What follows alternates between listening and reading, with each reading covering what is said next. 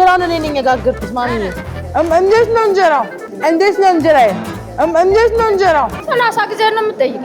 እኔ ነኝ የጋገርኩት እንጀራ። ይምጡ። እንዴት ነሽ? አሪፍ ላይ ነኝ። እንዴ ጠቅላላ ብሎች ያረግሽው የት ሊገባ ነው ይሄ?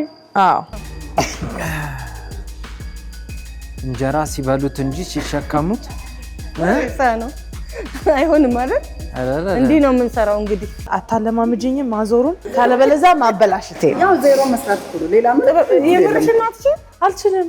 እንጎቻ ጋግሬ አውቃለሁ። እንደዚህ ብላ ወጣች እንጂ ሞክሬያለሁ። ይበሻት እንዴ ኧረ አንገቴ እኮ እንዳይከዳሽ። በቃ እኔ እዚህ ድንጋይ ምናምን አነሳለሁ። ና አለቀ።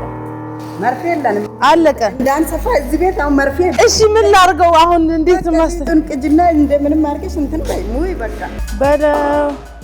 ይሄ ትንሱዬ ይበለዋል። ኧረ